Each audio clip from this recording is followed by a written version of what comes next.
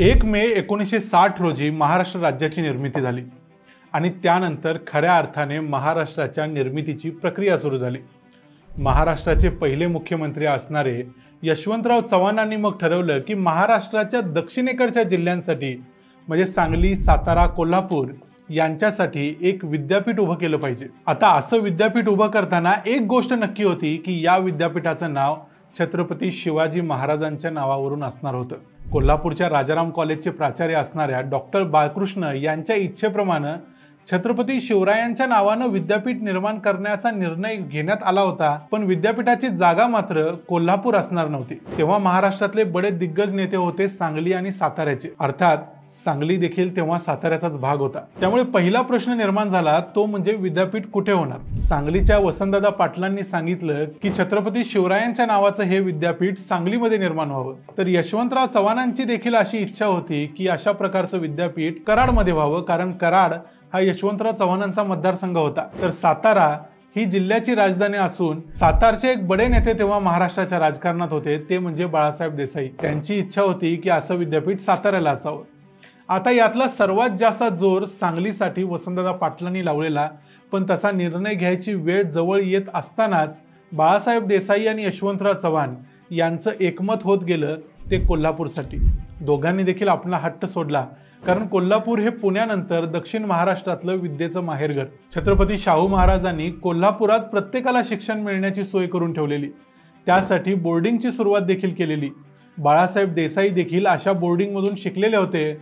मग काय, बाळासाहेब देसाई आणि यशवंतराव चव्हाण दोघांनी मिळून ठरवलं की शाहू महाराजांना एक आदरांजली म्हणून कोल्हापुरात शिवाजी महाराजांच्या नावानं होणाऱ्या विद्यापीठाची स्थापना करायची। कॅबिनेटचा निर्णय या वेळेपर्यंत जवळजवळ सांगलीसाठी पक्का होतच होता, तेवढ्यात बाळासाहेब देसाई आणि यशवंतराव चव्हाण यांनी आपला हट्ट सोडून कोल्हापूर हेच ठिकाण विद्यापीठासाठी फायनल केलं। आता विद्यापीठ कोल्हापूरला होणार हे नक्की झालं, पण विद्यापीठाचं नाव काय असावं याची चर्चा सुरू झाली, जी आज आपण 2025 मध्ये देखील करतोय।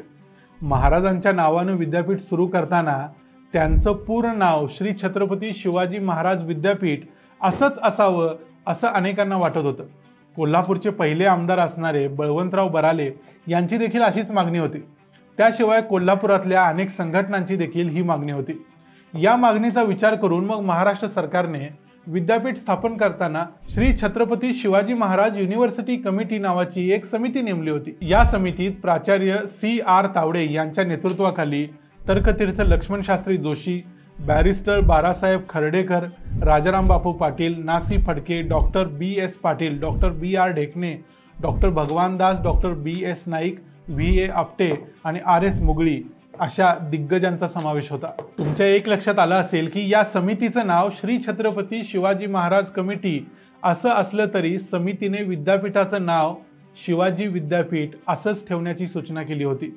तरीही अनेकांना ही गोष्ट मान्य नव्हती। लोकांना असं वाटायचं की फक्त शिवाजी विद्यापीठ किंवा शिवाजी युनिव्हर्सिटी असं म्हटल्यामुळं शिवाजी महाराजांचा एकेरी उल्लेख होतो आणि त्यामुळे शिवाजी महाराजांचा अपमान देखील होतो। त्यामुळे त्यांचा पूर्ण सन्मान होण्यासाठी पूर्ण नाव असणं गरजेचं आहे। तेव्हा यशवंतराव चव्हाण महाराष्ट्राचे मुख्यमंत्री होते, त्यांनी सर्वांचीच समजूत काढली। यशवंतराव चव्हाण म्हणाले की बडोद्याच्या महाराज सयाजीराव युनिव्हर्सिटीला लोक MS युनिव्हर्सिटी म्हणतात, तर श्री नाथीबाई दामोदर ठाकरसी विद्यापीठाला लोक SNDT या नावानं ओळखतात।